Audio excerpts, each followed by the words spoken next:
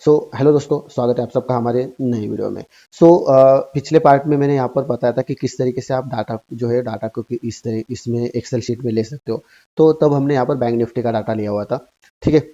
और उसके साथ साथ जो हमारी कुकीज कुकीज को भी हमने यहाँ पर अपडेट कर दिया था, ठीक है।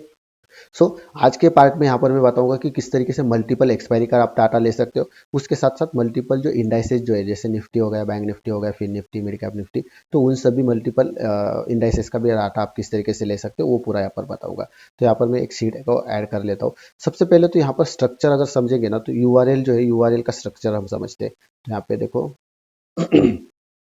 यूआरएल का स्ट्रक्चर समझने के लिए यहाँ पर देखो, ये यूआरएल हमारा, तो इस यूआरएल को एक बार मैं ले लेता हूँ। यहाँ पर से कॉपी कर लिया, एक्सेल में आ जाते और यहाँ पर हमें ये यहाँ पर सी में पेस्ट कर देता हूँ, C2 में यहाँ पर मैं उसको पेस्ट कर देता हूँ। तो यहाँ पे देखो, ये इसका स्ट्रक्चर हम समझते हैं। तो सबसे पहले तो यहाँ पर ये जो पूरा का पूरा NSE के साइट है और यहाँ पर सिंबल है बैंक निफ्टी और एक्सपायरी डेट है। तो इसमें सभी इसमें अगर देखेंगे ना, तो यहाँ पर सब यूआरएल सेम टू सेम है। सिर्फ यहाँ पर सिंबल की जगह बैंक निफ्टी की जगह निफ्टी होगा, फिर निफ्टी होगा और उसकी एक्सपायरी होगी, ठीक है।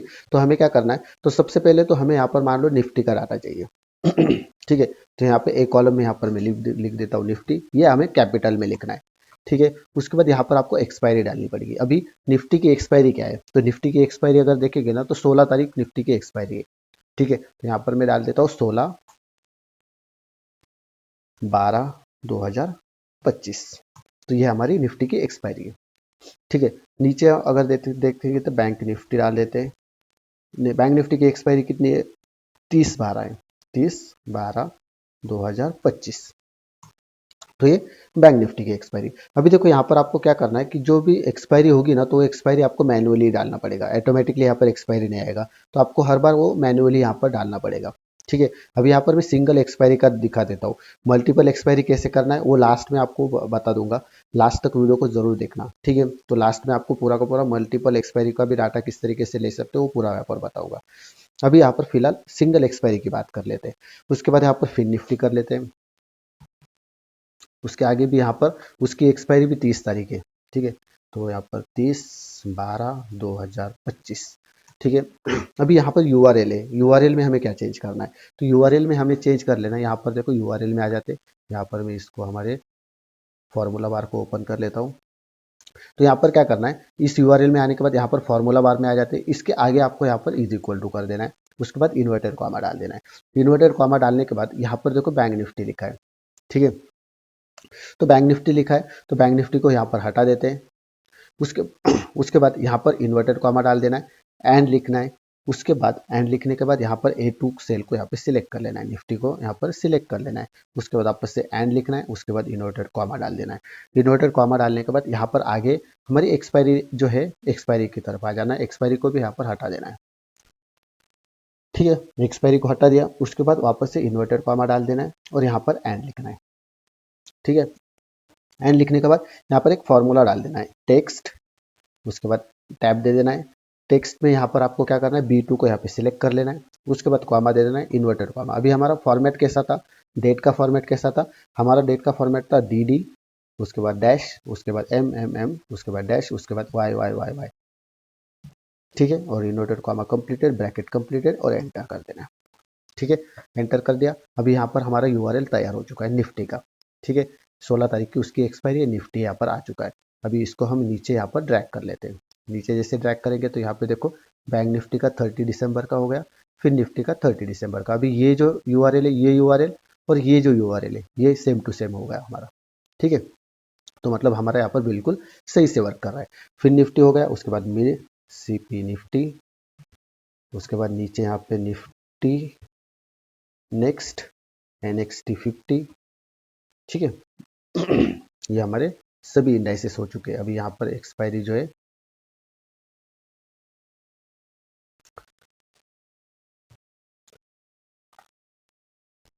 एक्सपायरी को भी हम अपडेट कर देते हैं,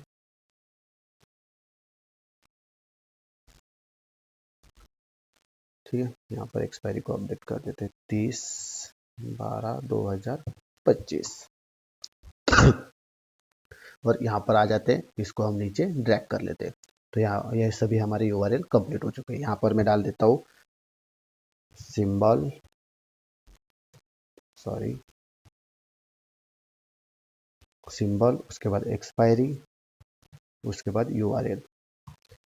ठीक है, तो हमारा यहाँ पर ये टेबल, हमारा छोटा सा टेबल यहाँ पर कंप्लीट हो चुका है। अभी यहाँ पर कहीं पर भी क्लिक कर दो, उसके बाद यहाँ पर आ जाना है डाटा में, उसके बाद यहाँ पर फ्रॉम टेबल रेंज में आ जाना है, my table as a header पे जाना है, यहाँ पे टिक रखना है, ओके कर देना है। ओके करने के बाद यहाँ पर हमारा ये एक पावर क्वेरी ओपन हो जाएगा, उसमें ये टेबल आ जाएगा। ये टेबल हमारा यहाँ पर आ चुका है। अभी यहाँ पर हमें थोड़ा सा चेंजेस कर लेना है। ठीक है, चेंजेस क्या करना है, तो यहाँ पर ये जो टेबल जो है हमारा, ये टेबल तो हमारा यहाँ पर आ चुका है। अभी यहाँ पर डाटा किस तरीके से आएगा, तो सबसे पहले यहाँ पर ऊपर जो है, ऊपर डाटा में आ जाना है। ठीक है, अभी अगर ये डाटा कैसे आ गया, किस तरीके से आ गया, तो लास्ट वीडियो में मैंने सब बताया हुआ है। तो लास्ट वीडियो में जाके आप वहाँ पे चेकआउट कर लो, पूरा का पूरा प्रॉपरली हमने बताया हुआ था। तो पार्ट 1 में जाकर आप चेकआउट करना, पार्ट 1 में आपको पूरा समझ में आ जाएगा कि डाटा में किस तरीके से, या फिर कुकीज जो कुकीज को किस तरीके से अपडेट किया है, तो वो सब आपको समझ में आ जाएगा। ठीक है, तो डाटा में आ जाओ। डाटा में यहाँ पे राइट क्लिक कर लेना है, राइट क्लिक करके एडवांस एडिटर में आ जाओ। एडवांस एडिटर में आने के बाद यहाँ पर देखो लेट लिखा है सबसे ऊपर। ठीक है, तो यहाँ पे लेट पे के आगे यहाँ पे क्लिक कर देना है, एंटर कर देना है, ऊपर आ जाना है।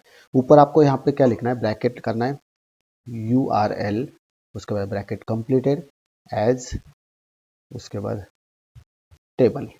ठीक है, URL as a table, space दे देना है, इज इक्वल टू करना है, ग्रेटर देन कर देना है। ठीक है, बस इतना कर देना है यहाँ पर। उसके बाद ये जो URL जो है, ये ब्रैकेट के सहित इसको कॉपी कर लेना है, कॉपी कर लेना है। उसके बाद क्या करना है, यहाँ पर देखो ये URL है हमारा, यहाँ तक हमारा URL है ब्रैकेट में। तो पूरे के पूरे ब्रैकेट जो है, सॉरी URL जो है इन्वर्टेड कॉमा में, तो पूरे के पूरे इन्वर्टेड कॉमा के साथ उसको सिलेक्ट कर लेना है, डिलीट कर देना है।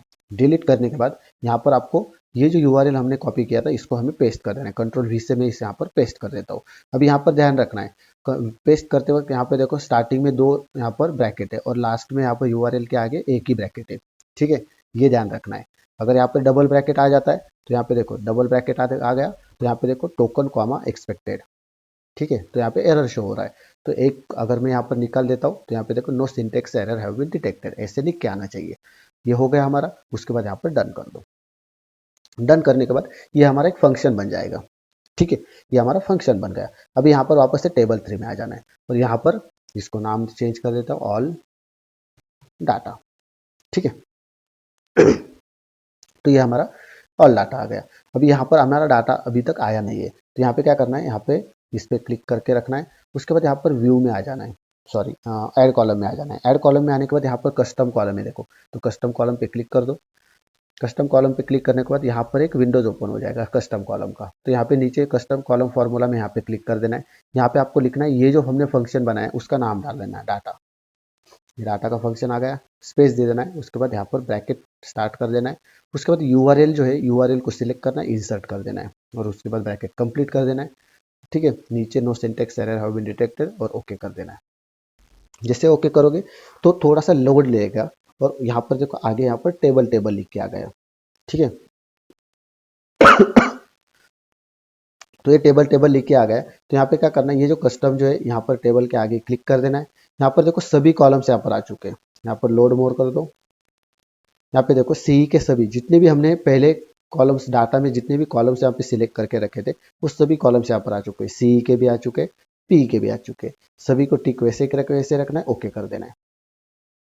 ओके करने के बाद यहाँ पर देखो सभी का कॉलम का यहाँ पे डाटा आ चुका है। यहाँ पे देखो सबका यहाँ पर डाटा आ चुका है।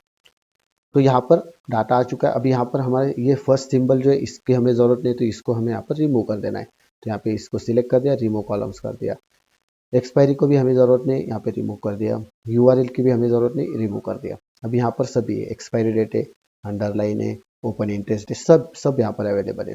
ठीक है, अभी इसके जो है, इसके आपको सभी के जो टाइप जो है, कॉलम के टाइप जो है, वो हमें चेंज करना पड़ेगा। तो यहाँ पे क्लिक करोगे ना, यहाँ पे देखो, यहाँ पर एक कोने में क्लिक कर सकते हो, या फिर राइट क्लिक करोगे तो यहाँ पे उसको यहाँ पे उसका टाइप भी आप यहाँ पे चेंज कर सकते हो। यहाँ पर नहीं है, उस पर ऊपर क्लिक करोगे तो यहाँ पे देखो ये डाटा टाइप है, तो एनी की जगह यहाँ पे उसको हमें करना है डेट एंड टाइम पे, या फिर सिर्फ डेट पे, सिर्फ डेट पे। ठीक है,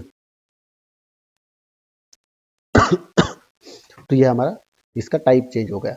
ये टाइप इसलिए चेंज करना पड़ता है क्योंकि जब आप एक्सेल में डाटा लेते हो, अगर उस पर आप कुछ फॉर्मूलाज क्रिएट करते हो तो फिर वहाँ पे प्रॉब्लम्स आ सकते हैं अगर आपने टाइप जो है टाइप सिलेक्ट कर नहीं रखा है तो।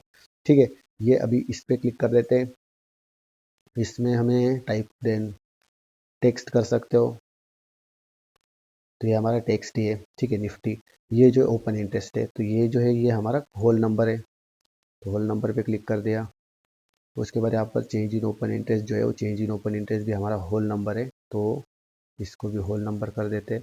उसके बाद price change in open interest ये हमारा डेसिमल नंबर है, डेसिमल नंबर पे क्लिक कर देते। उसके बाद यहाँ पर ट्रेडेड वॉल्यूम है, ये भी होल नंबर कर देते। उसके बाद इम्प्लाइड वॉलेटिलिटी ये हमें करना है डेसिमल नंबर। उसके बाद लास्ट प्राइस यहाँ पर भी ये भी डेसिमल नंबर आ जाएगा। सी चेंज यहाँ पर ये भी डेसिमल नंबर आ जाएगा। उसके बाद अंडरलाइन वैल्यू है ये भी डेसिमल नंबर आ जाएगा। उसके बाद यहाँ पर प्राइस चेंज है, प्राइस चेंज को भी हम यहाँ पर डेसिमल नंबर में देते। स्ट्राइक प्राइस को यहाँ पे होल नंबर करेंगे। अंडरलाइन को यहाँ पे टेक्स्ट कर देना है। इस तरीके से आपको सभी के यहाँ पर टाइप चेंज करना पड़ेगा। Open interest change in open interest control press करके चेंज इन ओपन इंटरेस्ट को भी कर देते, जिसके जिसके हमें होल नंबर कर देने। ट्रेडेड वैल्यूम को भी हमने यहाँ पर सिलेक्ट कर दिया। उसके बाद यहाँ पर बस इतने ही है। उसके बाद सिलेक्ट करके यहाँ पर होल नंबर कर दिया। ठीक है, अभी इसमें प्राइस और चेंज इन ओपन इंटरेस्ट को हमें सिलेक्ट कर लेना है। उसके बाद कंट्रोल प्रेस करके इम्प्लाइड वॉलेटिलिटी कंट्रोल प्रेस करके लास्ट प्राइस कंट्रोल प्रेस करके पी चेंज। उसके बाद यहाँ पर कंट्रोल प्रेस करके अंडरलाइन वैल्यू और प्राइस चेंज सभी को सिलेक्ट कर दिया और सभी का यहाँ पे हो डेसिमल नंबर पे उसका टाइप कर दिया। तो ये सभी का हमारा यहाँ पर हो चुका है। अभी यहाँ पे क्लोज एंड लोड पे क्लिक करने के बाद नीचे करके यहाँ पर क्लोज एंड लोड टू पे क्लिक कर दिया। उसके बाद एग्जिस्टिंग वर्कशीट में आ जाते हैं, वर्कशीट 1 में आ जाते हैं और लास्ट में यहाँ पर ये जो है इसको हम सिलेक्ट करके ओके कर देते हैं। अभी यहाँ पर शीट 1 में जो हमारा एक टेबल ऑलरेडी एडेड था वो यहाँ से हट जाएगा। अभी देखो वो 621 लोड रेंज लोड हो चुके हैं। जो हमारा पहला टेबल था ये हट चुका है। जैसे मैंने पहले वीडियो में कहा था टाटा के शीट 1 में हमारा एक टेबल आ रहा था तो वो सब यहाँ पर डिलीट हो चुका है। तो ये जो पहले के जो कॉलम जो है जिसको मैं यहाँ पर डिलीट कर देता हूँ, तो ये हमारा पूरा का पूरा डाटा जो है वो डाटा यहाँ पर आ चुका है। ये निफ्टी का डाटा है। नीचे यहाँ पे आओगे, यहाँ पे बैंक निफ्टी है, उसके नीचे यहाँ पर आओगे फिर निफ्टी है, उसके नीचे यहाँ पर आओगे मिड कैप निफ्टी है, उसके नीचे नेक्स्ट मिड कैप नेक्स्ट 50 है। तो सभी का यहाँ पर डाटा आ चुका है। ठीक है, यहाँ पर अंडरलाइन जो है निफ्टी है। उसके बाद सभी के सभी यहाँ पर कॉलम्स का डाटा आ चुका है। तो इस तरीके से ये हमारा सब डाटा आ चुका है। अब यहाँ पर आपको मल्टीपल मान लो मल्टीपल एक्सपायरी का डाटा ले लेना है। तो मल्टीपल एक्सपायरी का डाटा कैसे लोगे, तो यहाँ पे ऑप्शन चेंज थर्ड में यहाँ पर शीट थर्ड में जाओगे। यहाँ पे देखो मल्टीपल एक्सपायरी आपको बैंक निफ्टी है, फिर निफ्टी, मिड कैप निफ्टी। अभी ये मंथली एक्सपायरी है, निफ्टी का आपका वीकली एक्सपायरी है। तो यहाँ पे क्या करना है, नीचे बैंक निफ्टी को सिलेक्ट कर लो, राइट क्लिक कर देना है। यहाँ पे इंसर्ट पे आ जाओ, इंसर्ट रो अबव क्लिक कर दिया। अब यहाँ पर आपको लिखना है निफ्टी। उसके बाद यहाँ पर एक्सपायरी डेट, अभी 16 के बाद कौन सी एक्सपायरी डेट है, यहाँ पर देखो 16 के बाद 23 तारीख है। तो यहाँ पे इसको हम 23 तारीख डाल देते हैं 12/2025। एंटर कर दिया। यहाँ पे हमारा यूआरएल आ चुका है। वापस से बैंक निफ्टी को सिलेक्ट कर दिया, वापस से यहाँ पे इंसर्ट रो अबो, यहाँ पर निफ्टी कर दिया।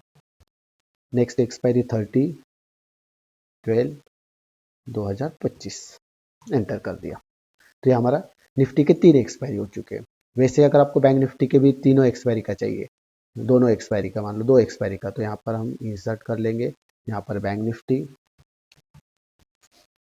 उसके बाद इसकी एक्सपायरी कौन सी है तो वो चेकआउट करना पड़ेगा आपको। बैंक निफ्टी की नेक्स्ट एक्सपायरी कौन सी, सॉरी यहाँ पर देखते हैं 27 जनवरी। ठीक है, तो यहाँ पे आपको 27 जनवरी 01/2026 27 जनवरी 2026, तो इसका यूआरएल आ चुका है। वैसे इसी तरीके से आप इसमें ऐड कर सकते हो जितने भी एक्सपायरी का, मान लो 30 के एक्सपायरी के बाद आपको यहाँ पर निफ्टी का नेक्स्ट ईयर की एक्सपायरी को सिलेक्ट कर लेना है। तो यहाँ पे रो अबो कर दिया। नेक्स्ट एक्सपायरी कौन सी है वो चेकआउट कर लेते हैं। निफ्टी यहाँ पे चेकआउट कर लेते हैं। निफ्टी के 16 है, 23 है, 30 है और उसके बाद 6 जनवरी। तो यहाँ पर हम डाल देते 6 जनवरी 06/01/2026, एंटर कर दिया। यहाँ पर हम डाल देते निफ्टी, एंटर। तो ये हमारे 4 एक्सपायरी हो चुके हैं। अभी ये सभी एक्सपायरी यहाँ पर हमने डाल दिया। अभी हमें यहाँ पर डाटा नहीं मिलेगा, अभी हमें डाटा यहाँ पर कैसे मिलेगा, यहाँ पर इसको रिफ्रेश करना पड़ेगा।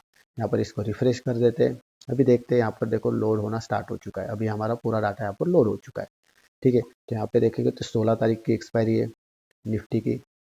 उसके बाद नीचे देखें निफ्टी की 23 तारीख की एक्सपायरी आ चुकी है, निफ्टी की 30 तारीख की एक्सपायरी आ चुकी है,